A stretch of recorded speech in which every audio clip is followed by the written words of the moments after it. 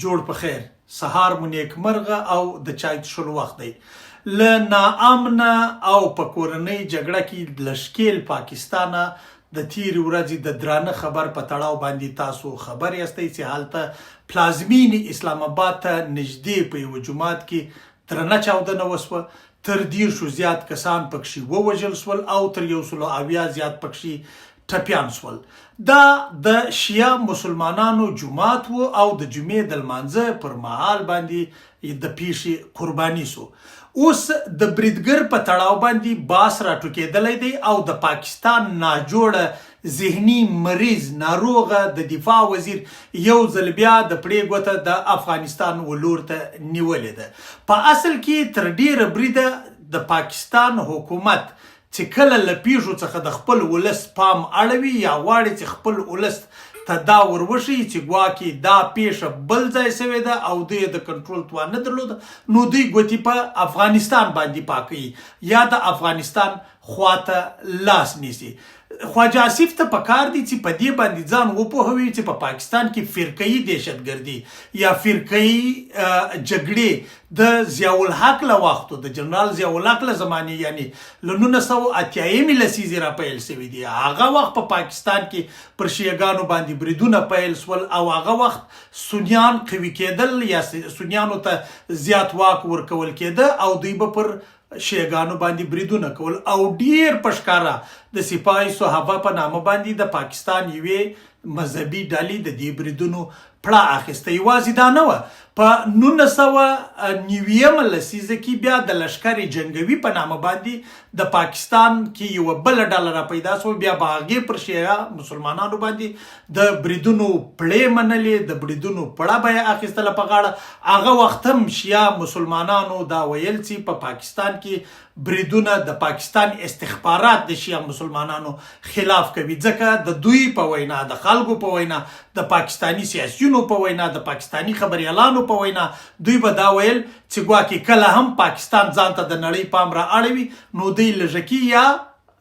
شیعه مسلمانان په نښه کې چې دوی ته بیا د نړۍ پام راواوړي او د نړیوالې ټولنې څخه د دهشتګردي یا ترهګري په نوم باندې پیسې ترلاسه کړي. ستاسو به یاد وي په 2003 کال کې په کوټه کې د علي تشیع پر یوه جومات باندې برید وسو، شاوخوا 50 کسان پکښې ووژل سول. تر هغه راوروسته په 2004 کال کې په د عاشورا په مراسمو کې په کوټه کې برید وسو، 40 کسان پکښې ووژل سول. بیا په 2007 کال کې په پاړه چنار کې فرقه‌يي جګړې پیل شوې چې په سلګونو کسان پکښې ووژل سول. د دې څخه ډیر خلک خبر دي. یوازې دا هم نو، په 2010 کال کې د شیعهګانو پر لاریون باندې په کوټه کې 2 ګونې بریدونه وسول، 80 کسان پکښې ووژل سول. تر هغه وروسته په 2013 کال کې د کوټې په علمدار روډ کې د هزارګانو قتل عام وسو، شاوخوا 140 کسان پکښې ووژل سول. د شیعه مسلمانانو پر مراسمو باندې بریدونه وسول. یوازې دا نه و، په همدغه 2013 کال کې په مستون کې په بس کې شیعه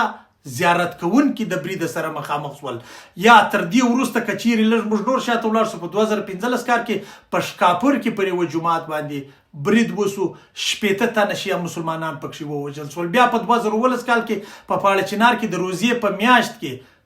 په جومات کې چاودنه وسوه. ستاسو به یاد وي 80 کسان پکښې ووژل سول. یوازې پر دې ځای باندې هم نه ولاړه. په 2018 کال کې په مستون کې د شیعهګانو پر یوه غونډه باندې برید وسو،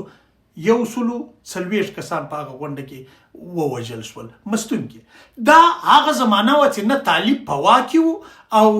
افغانستان ته پاکستان ترهګر استول، افغانستان ته د جګړې دپاره پاکستان وسلوال استول، په افغانستان کې د ناټو او امریکا خلاف جنګول. هغه وخت پر دغو شیعهګانو باندې بریدونه چا وکول؟ خواجه آصف صاحب. خواجه آصف صاحب کله چې له تاسو لاره ورکه سي، ستاسو انټیلیجنس د خپل هیواد د امنیت په ساتلو کې فیل سوی دی. تاسو یو فیل سیکیورټي سټیټ یاستئ. ځکه تاسو فیل سیکیورټي سټیټ یاستئ چې تاسو نه په بلوچستان کې بغاوتونه د ازادۍ جګړې کنټرولولی سئ او نه په خیبر پښتونخوا کې د TTP بریدونه کنټرولولی سئ، نه په اسلام آباد کې پر شیعه مسلمانانو بېوزله لمونځ کوونکو باندې بریدونه کنټرولولی سئ. چې لار در څخه ورکه سي، خپل ولس پوښتنه در څخه وکړي یا د ولس ته د پوښتنې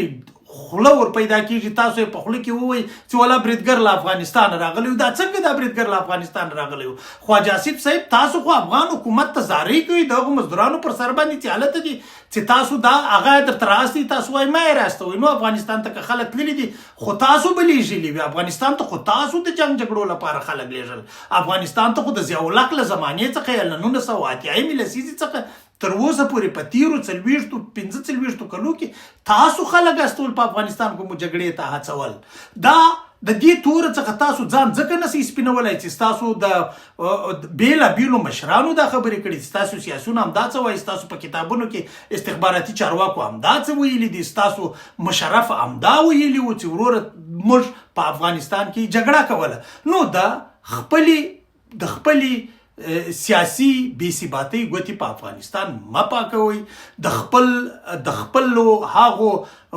مردارو ترهګریزو افکارو ته په هنداره کې و افغانستان ته مه ګورئ افغانان اوس د افغانستان په جوړونه باندې بوخت دي افغانانو اوس لاس یو کړی دی افغانان خپل دشمن پیژندلی دی افغانان په دې پوهیږي چې افغانستان ته جګړه پاکستان راوړله او ځکه یې اوس پاکستان ته دروازې هم بندې کړي دي د ډیورنډ کرښه هم ورته بنده کړې ده تجارت یې هم ورسره بند کړی دی راکړه ورکړه ښه او بد ټوله ورسره باندې ځکه افغانان پوه دي چې جګړه ورانۍ ویجاړی دا و افغانستان ته پاکستان راوړي او یو بله خبره خواجه آصف صاحب او ګڼو پاکستانیانو ستاسو د معلوماتو دپاره درته وکم ملګرو دا ویډیو شریکه کړئ تر دې پاکستانیانو یې ورسوئ چې د یوه پاکستاني تر غوږه ورسیږي چې خبر سي هیڅ کله هم په افغانستان کې د شیعه او سني تر مابین شخړه نه ده راغلې هیڅ کله هم سنیانو شیعګانو سنیان نه دي په نښه کړي په افغانستان کې شیعه او سني د ورونو په څیر چلند سره کوي د ورونو په څیر سره اوسي زما بېدریغه ملګري شیعګان دي د زما غږ اوري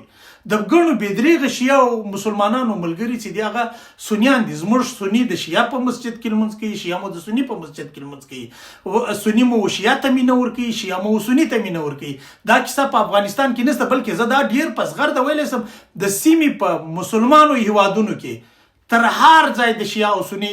ترمنځ نفرت په افغانستان کې کم دی تر هر ځای د شیعه او سني ترمنځ مینه په افغانستان کې زیاته ده نو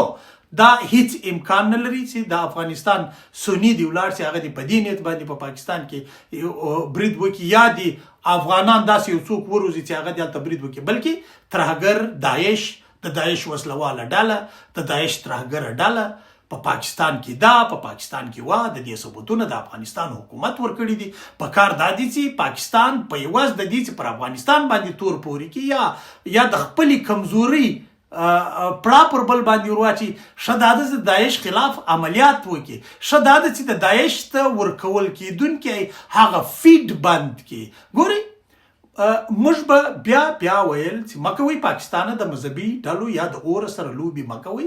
دا هم ستاسو په تاوان دي زموږ په تاوان دي د سیمې په تاوان دي د هر چا په تاوان دي